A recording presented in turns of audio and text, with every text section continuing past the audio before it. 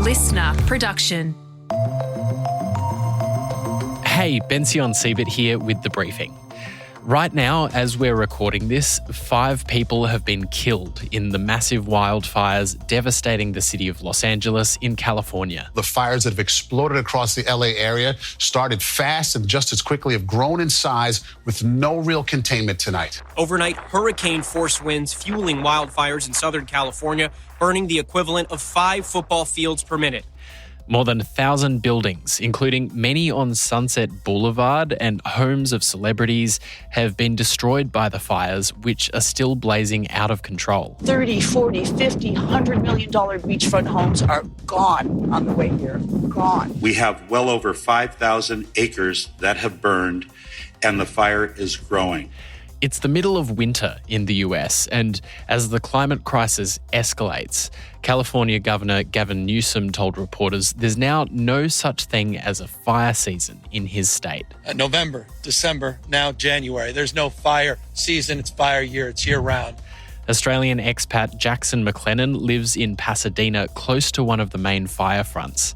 Jaxson, thanks so much for joining us on the briefing. We could hear sirens in the background just before. What's happening there right now? So I'm in Pasadena, which is just south of the Eaton fire at Altadena.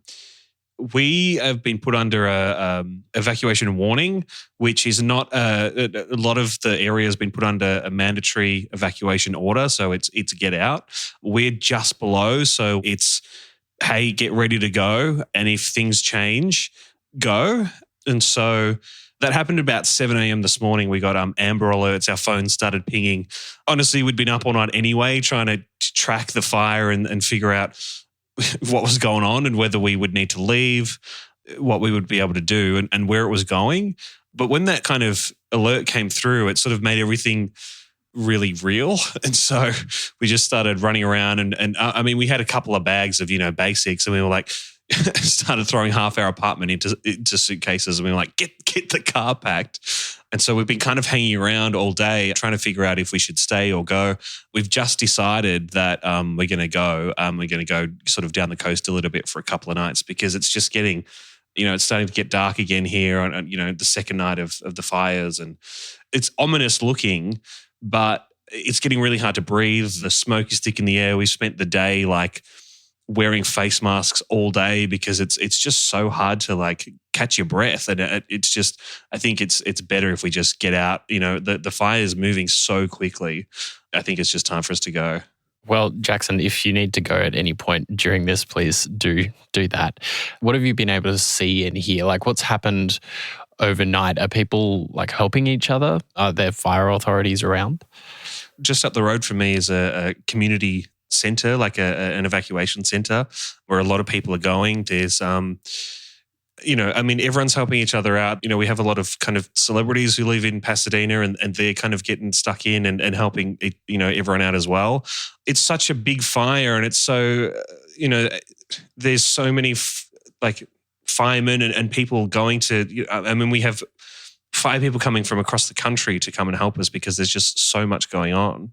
And, you see Altadena's just above us. And I went there 2 weeks ago to look at Christmas lights and where I looked at Christmas lights, it's now flattened. It's everything's gone. And it's really looking at the footage just makes you really, it's devastating. And we're sort of in this position too, where it's not I'm trying to process the devastation of that, of our community, being destroyed, and then also having this do I go? Do I stay?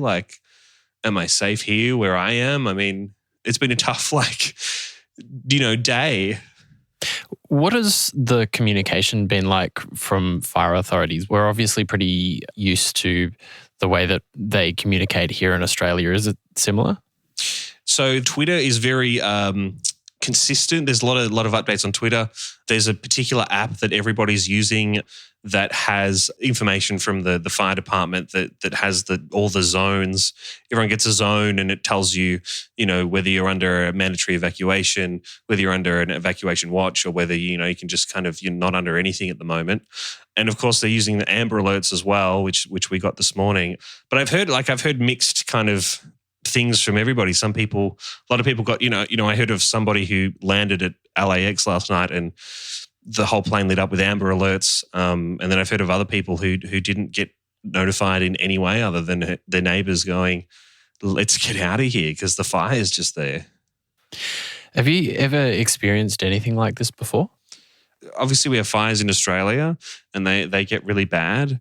But something like this is not anything that I've personally ever experienced before. The devastation, the damage, the carnage,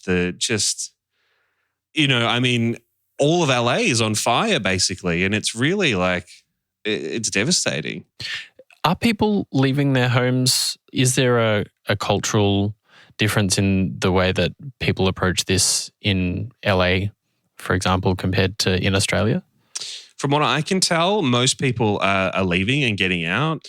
In areas like where I am, where it's sort of a little bit like, do we stay or do we go? It seems quite mixed. Like some people are like, well, we might be okay here.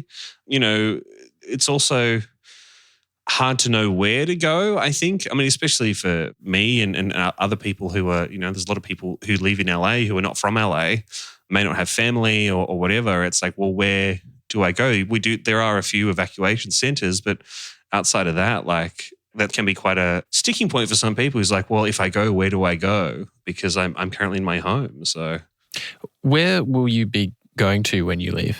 I booked just a hotel down the coast, kind of a couple of hours away, just to kind of get out of LA, have some air that's not just trapped with smoke, and just to be able to kind of sit and actually get some sleep. We got no sleep last night.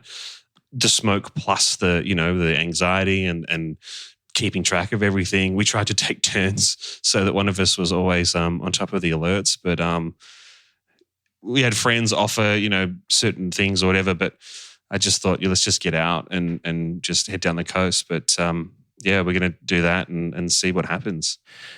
It sounds like obviously a really scary situation. Is it also quite weird given the fact that there are celebrities and people with $100 million homes who are facing the same situation as you are right now? I mean, I think it's, at the end of the day, I think a lot's been kind of made of that. But ultimately, we're all human, we're all people. And, the devastation that I feel there are celebrities who live around here who posting on their stories saying, my home is gone and my favorite restaurants are gone.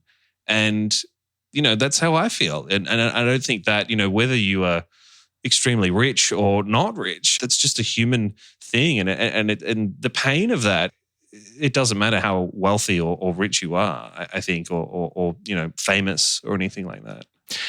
Are you and people that you've spoken to thinking of potentially moving away from this area after the crisis is over?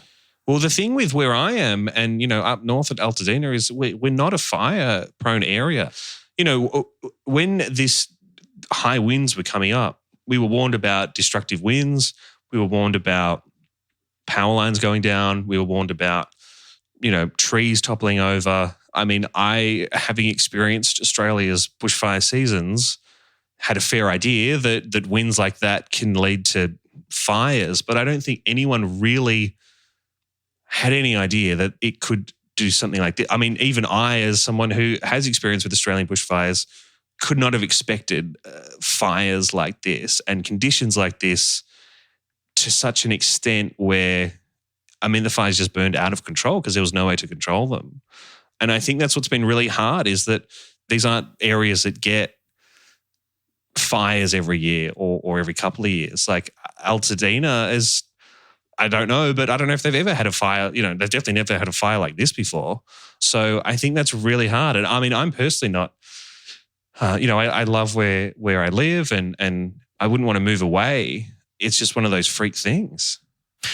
Given climate change and given the fact that the US is in the middle of winter right now, does it come into your thinking in the future that this might be something that could happen in your area and that it might not be viable ongoingly to continue living there? Well, it's a good question. It's hard to know, right? Climate change, it creates more of these kind of events. And so you start to wonder, like, are you safe from it anywhere? I mean, again, Altadena's not like a fire-prone area. So 2 days ago, living in Altadena or Pasadena, the thought of a bushfire coming through was, it was kind of ridiculous. So, I mean, the Palisades is on the beach and it's flattened. So where is safe? Is there a government support for people whose houses have been burnt down and support for people right now who are in need of shelter, food, that kind of thing? Well, the community centres are, providing shelter and food for the moment. I did hear that the federal government has declared some kind of crisis thing that allows federal funds to be used for, whatever is to come. But I think at the moment we're in such a thick of it that I think that's all conversations that will come in the coming days. At the moment, it's still like the fires are still raging and there's still struggling to get them, try and get them under control. And so, we can't even really take stock of just how much damage there is. And I think that will all come. But I think at the moment, everyone's just sort of in a state of shock. Well, Jaxson, thanks so much for making time for us in this really scary moment. And please stay safe. Thanks for having me. Jaxson McLennan there. That's it for this episode of The Briefing. If you want to keep up with our other content, you can check us out on Instagram at The Briefing Podcast and on TikTok and YouTube. Search Listener Newsroom. We'll be back in your feed tomorrow from 6 a.m. I'm Bension Siebert. Catch you next time.